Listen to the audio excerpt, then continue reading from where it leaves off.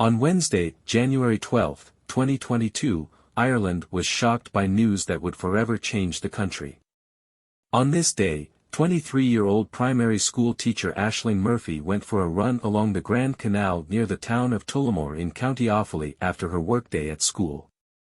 No one could have predicted that this daily routine would turn into a tragedy that would shake the entire nation. Ashling Murphy was an extraordinarily talented young woman. She was born to Raymond and Kathleen Murphy in the picturesque village of Blue Ball near Tullamore. From childhood, Ashling displayed remarkable musical abilities, mastering traditional Irish instruments.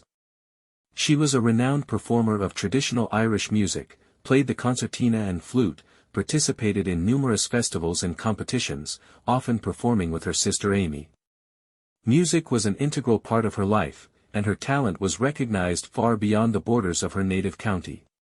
In 2021, Ashling graduated with honors from Mary Immaculate College in Limerick and began working as a first-grade teacher at the local Doe National School. Colleagues and parents of students noted her exceptional teaching talent, extraordinary kindness, and ability to connect with the youngest students. Despite her young age, she had already earned respect as a professional teacher dedicated to her work. On that fateful day, Ashling conducted her regular classes, enthusiastically teaching her first graders. After the school day ended, she decided to take advantage of the extra daylight and went for a run along the scenic Fiona's Way, which stretches along the Grand Canal. This place was popular among locals for walking and sports activities, and Ashling often ran this route. It was a bright winter day, around 4 in the afternoon, when Ashling began her run.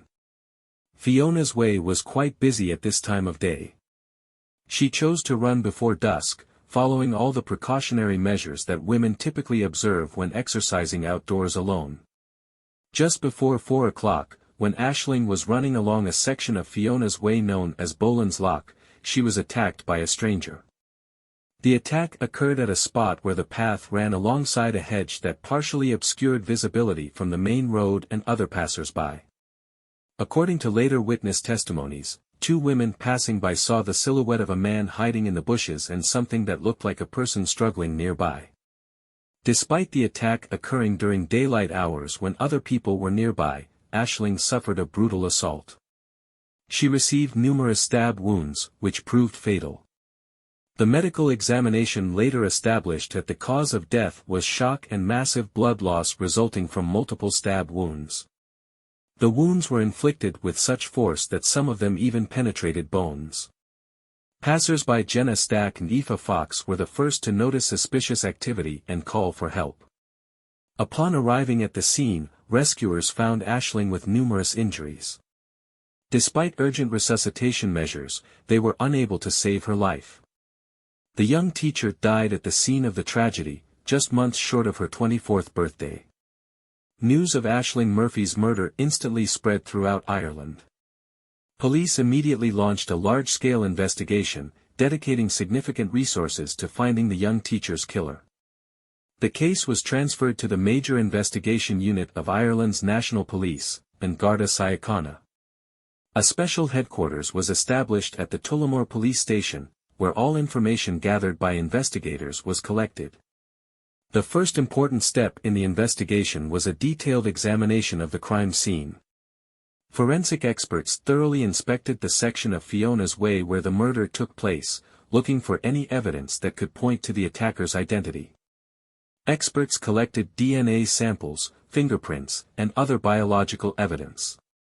A folding knife with fingerprints and DNA was found at the crime scene as the murder weapon. Parallel to the forensic work, detectives conducted door-to-door inquiries in the Tullamore area, questioning local residents. They paid special attention to testimonies from people who were near the canal at the time of the attack. Investigators also reviewed surveillance camera footage, particularly from adjacent streets and shops, trying to track possible escape routes of the perpetrator. The day after the murder, on January 13, police announced the detention of the first suspect, a 40-year-old man. However, after interrogation and thorough investigation, it became clear that the detainee had no connection to the crime. He was completely exonerated and removed from the list of suspects. Later, the police officially confirmed his non-involvement in the murder and apologized for the mistaken detention. Please subscribe to my channel, and I will bring you more videos featuring the most shocking true crime stories. This mistaken detention complicated the investigation and drew criticism toward the police. Nevertheless, investigators did not stop working, focusing on finding the real killer. Witness testimonies played an important role in identifying the suspect, as they saw an unknown man on a bicycle near the crime scene shortly before and after the attack. A turning point in the investigation was the discovery of a Falcon Storm bicycle abandoned near the crime scene, and a black sports jacket with traces of the victim's DNA. Experts found biological traces on these items that did not belong to Ashling. DNA analysis established that the traces belonged to Jozef Puska, a 31-year-old Slovak citizen living in Tulomor. When police identified the suspect, it was discovered that Jozef Puska had already left Ireland and returned to Slovakia, apparently trying to evade justice. His movements were tracked through surveillance camera footage and information from transport companies. It was confirmed that less than 24 hours after the murder, the suspect had left the country. An extradition procedure was initiated to return Puska to Ireland. Irish police cooperated with Slovak law enforcement agencies and Interpol to establish the exact whereabouts of the suspect. On January 19, Puska was arrested in a hospital in Bratislava, where he was being treated for stab wounds, which, as later revealed, he had received during the struggle with Ashling, who had desperately defended herself. The extradition process was complicated by legal procedures and dragged on for several weeks. Puska initially resisted extradition, but under the pressure of irrefutable evidence and thanks to effective international cooperation of law enforcement agencies, he was returned to Ireland at the end of May 2022 to face charges. On May 30, 2022, Jozef Puska was brought to Ireland and officially charged with the murder of Ashling Murphy. He appeared before the Tullamore District Court, where he was charged with intentional murder. The judge ordered the suspect to be held in custody until the start of the trial. At the time of the indictment, the police already had a significant amount of evidence against Puska. This included DNA analysis results linking him to the crime scene, surveillance camera footage showing him near the canal at the time of the murder, and witness testimonies who saw a suspicious man on a bicycle. Additionally, it was established that the wounds on Puska's body corresponded to self-defense marks on the victim's hands. Jozef Puska was born in 1990 in a small town in eastern Slovakia. His life before moving to Ireland remains largely unknown to the public, as during the trial, the focus was primarily on his activities in Ireland and the circumstances of the crime. It is known that Puska moved to Ireland around 2015 in search of work, like many other Eastern European citizens who took advantage of employment opportunities after the expansion of the European Union.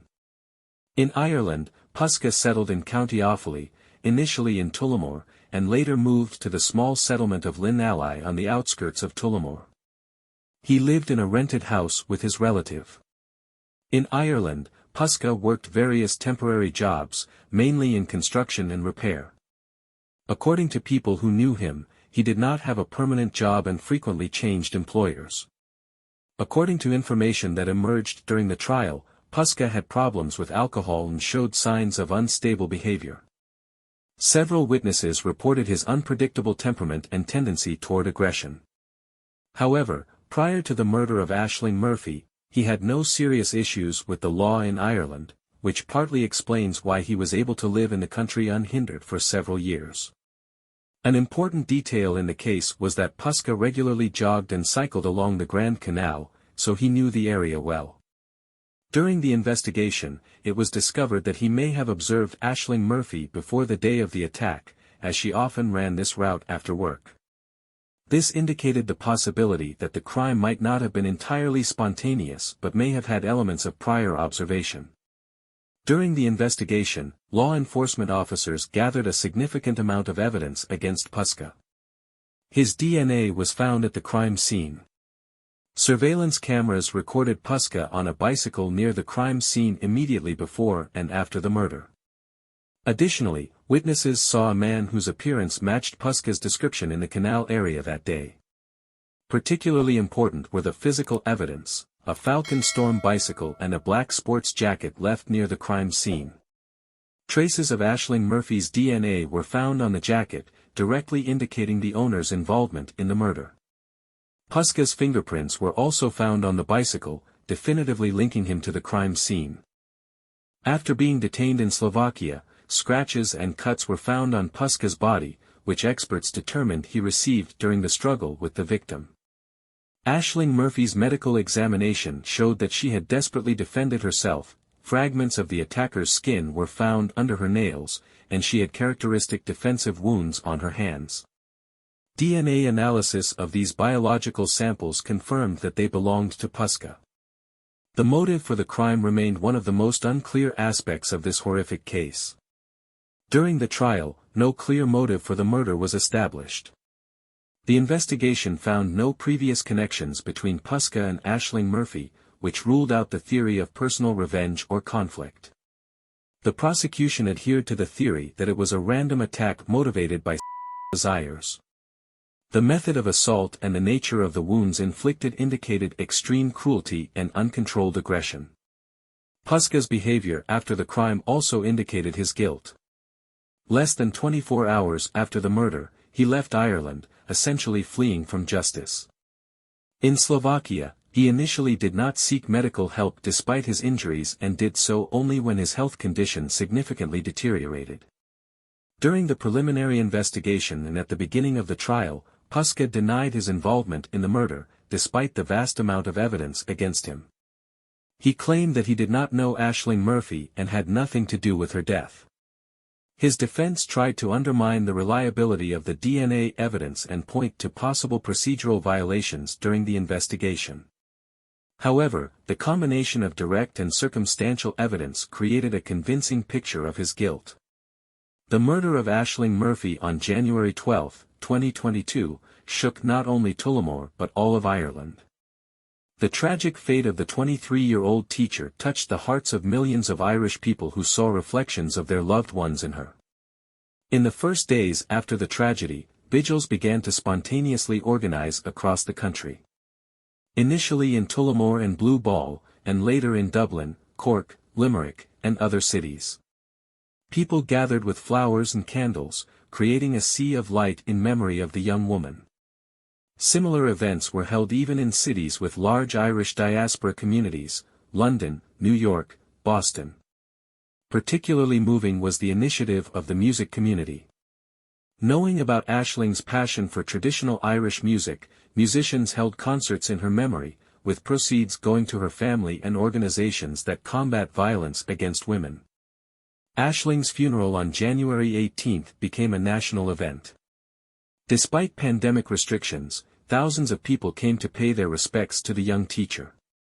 The ceremony, attended by the President of Ireland and the Prime Minister, was broadcast on national television channels. This tragedy became a catalyst for discussion about women's safety in public places. The fact that a young woman was killed in broad daylight during a run forced many to reconsider their sense of security. Community organizations emphasized that Ashling was the 244th woman murdered in Ireland since 1996, but her case stood out because it was committed by a stranger in a public place. The Run for Ashling campaign became symbolic, when runners across the country stopped at 4 p.m., the time of her murder, for a minute of silence. This initiative united thousands of people in a gesture of solidarity and defiance against fear. Politicians also responded to the powerful social movement. The President of Ireland, Michael D. Higgins, called for fundamental changes in attitudes toward violence against women, and the Prime Minister promised to develop a new strategy to combat gender-based violence. The trial for the murder of Ashling Murphy began on October 18, 2023, almost 2 years after the tragic event. The case was heard in the Central Criminal Court in Dublin, also known as the Old Bailey. Justice Tony Hunt, one of Ireland's most experienced judges, was appointed as the presiding judge. The prosecution was represented by a team of prosecutors led by Anne-Marie Lawler, while Jozef Puska's defense was conducted by Michael Bowman. The trial attracted unprecedented attention from Irish and international media. Each hearing was covered in detail by the press, and journalists and citizens gathered daily outside the courthouse to follow the proceedings. Ashling Murphy's family was present at all hearings, showing incredible strength of spirit during this extremely difficult time for them. At the beginning of the hearings, Jozef Puska pleaded not guilty, despite substantial evidence against him. This position of the defendant meant that the Murphy family would have to go through the painful experience of a full-scale trial, which included detailed analysis of all the circumstances of Ashling's death. During the first days of the process, the prosecution presented the court with a general picture of the crime. Jurors were shown diagrams of the murder site, photographs, and video materials collected by the investigation. The video from a passerby's phone, which captured the moment when Jozef Puska was cycling near the canal shortly before the murder, made a particular impression on those present. Witness testimonies were key in the case. Jenna Stack and Aoife Fox, who first discovered the attack, described how they saw the silhouette of a man hiding in the bushes and noticed something resembling a person desperately struggling on the ground. Their testimonies confirmed that Ashling was subjected to a sudden attack and desperately tried to defend herself. The testimonies of forensic experts were extremely important for the prosecution. Forensic medical expert Dr. Sally Ann Collis presented a detailed analysis of the wounds on Ashling's body. She confirmed that the cause of death was shock and massive blood loss resulting from numerous stab wounds. The expert also noted that the nature and location of some wounds indicated that the victim actively defended herself. DNA analysis expert Dr. Claire Wallace confirmed that biological samples belonging to Jozef Puska were found on the murder weapon, clothes, and under Ashling's nails.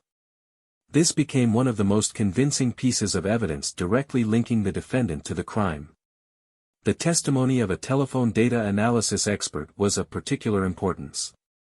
The study of geolocation data showed that Puska's mobile phone was in the area of the Grand Canal at the exact time when the murder occurred. Additionally, analysis of the browser history on the defendant's phone revealed search queries about methods of escaping from Ireland made immediately after the time of the murder. Testimonies about Puska's behavior after the crime also played an important role in the process. It was proven that he left Ireland less than 24 hours after the murder, taking a bus to Dublin and then a flight to Bratislava. The prosecution interpreted this hasty escape as an obvious admission of guilt. Jozef Puska's defense tried to undermine the prosecution's evidence base. The lawyers claimed that the police had committed procedural violations during the collection of evidence, and that some witness testimonies were contradictory. They also put forward alternative versions of how the defendant's DNA could have ended up on the victim's body. However, these arguments failed to convince the jury. On the 9th day of the trial, before the closing statements of the parties, an unexpected turn occurred. Jozef Puska changed his position and pleaded guilty to the murder of Ashling Murphy. This admission came as a shock to everyone present in the courtroom, especially to Ashling's family, who had been waiting 2 years for justice. After the defendant's guilty plea, the trial moved to the sentencing phase. On November 17, 2023, Judge Tony Hunt, listening to the recommendations of the prosecution and taking into account all circumstances of the case, announced the verdict. Jozef Puska was sentenced to life imprisonment without the possibility of parole for at least 25 years. In announcing the sentence, Judge Hunt characterized the crime as a brutal, merciless, and shocking attack on an innocent young woman. He emphasized that society must be protected from a person capable of such violence, and that the punishment reflects the severity of the crime and the need for justice for Ashling and her family. After the announcement of the verdict, Ashling's father, Raymond Murphy, read an emotional statement on behalf of the family. He spoke about the unspeakable pain of losing a daughter, about shattered dreams and hopes. Ashling was the light of our lives, a talented young woman with limitless potential. Her life was cruelly taken away, but her spirit and legacy will live forever, he noted. This statement left no one in the courtroom unmoved. The tragic death of Ashling Murphy in January 2022 shook all of Ireland and became a turning point in the fight against women.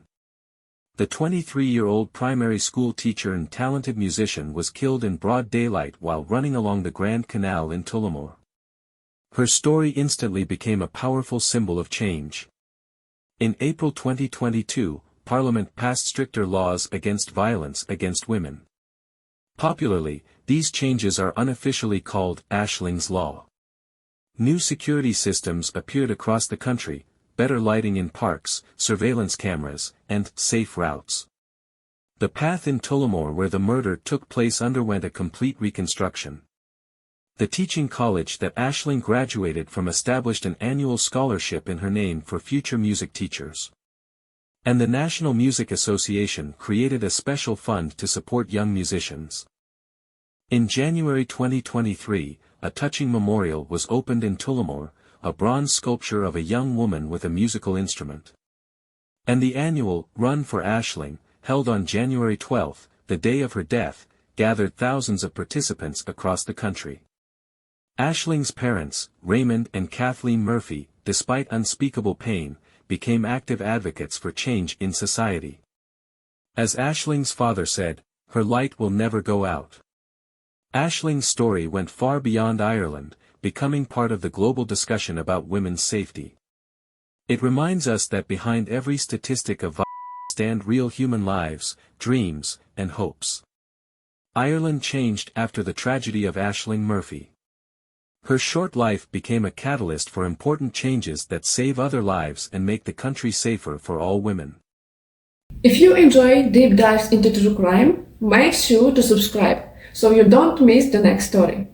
Until next time, friends!